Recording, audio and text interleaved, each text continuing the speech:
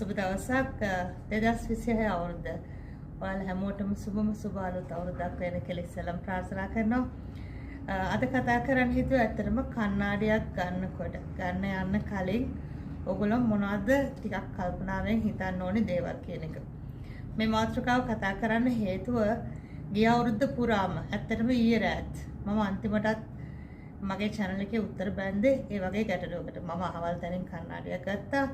අහවල් lens එක දැම්මා. හැබැයි මම දාගෙන ඉන්නකොට මට දිගටම ඔලුව කප්පෙනවා.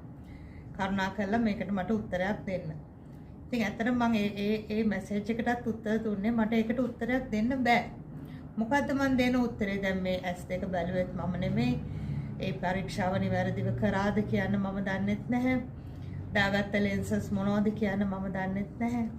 ඉතින් මේ වගේ වෙලාවකට ඔබ අමාරු වටනහම මට ඇත්තටම දෙන්න උත්තරයක්වත් නැහැ. මේ වගේ පණිවිඩ රාශියකට ගිය අවුරුදු පුරාම උත්තර දුන්නා. ඇත්තටම උත්තර කියන්න තිබ්බේ බොහොම කනගාටුයි. ගත්ත ආයතනයට ආපහු ගිහිල්ලා කතා කරලා බලන්න.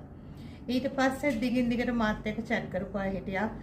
එතෙන්ට ගිහිල්ලා ඊට පස්සේ වෙච්ච ප්‍රශ්න. මොකද බොහෝ වෙලාවට ඒ වගේ ගැටලුවකට ඔබ මුහුණ දුන්නාට පස්සේ ඔබ යමක් මිලදී ගත්තට පස්සේ එතනින් පසු සේවාව සපයද්දී ඒ ආයතනයේ ඉදිරිපස්සේ ඉන්න සේවක පිරිස, ඒ කියන්නේ ෆ්‍රන්ට් ඔෆිස් එකේ ඔබ එක්ක වැඩ කරන පිරිස විශාල ගැටලු වලට මුහුණ දෙනවා. වැඩේ හරි ගියොත් ඒ හරි ගිය එකත් එක්ක කිසිම ගැටලුවක් නැහැ. නමුත් වැඩේ බැරි වෙලාවත් වැරදුනොත් එතනින් එහාට ගත යුතු පියවරත් එක්ක ඇත්ත වශයෙන්ම ස්ටාෆ් එක අස්තරමං වෙනවා. ඒක තමයි බොහෝ වෙලාවට ඔබට වෙන ප්‍රශ්නේ වෙන්නේ.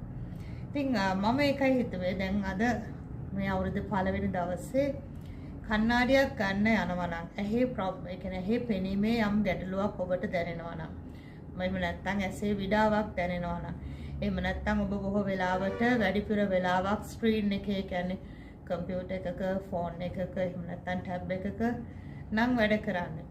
මෙන්න මේ ආයත ඇහි විඩාවක්, අයි ස්ට්‍රේන් එකක් දැනෙනවා. එතකොට පෙනීමේ අඩුපාඩුවක් දැනෙන කෙනාටත් ඩබල් විෂන් එකක්, එහෙම නැත්නම් පුංචි අකුරු පේන්නේ නැහැ, එක්ක නැත්නම් දුර පේන්නේ නැහැ, විවිධාකාර විදිහේ පෙනීමේ ගැටලු වලට ඔබ මුහුණ දෙනවා. මේ වැනි දෙයකට ආපුවාමනේ හිතන්නේ දැන් මම කණ්ණාඩියක් ගන්න ඕනේ කියලා.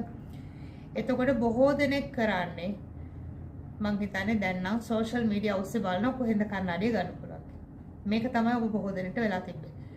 ගොඩක් වෙලාවට මේ විවිධ ආයතන වලට විවිධ පුද්ගලයෝ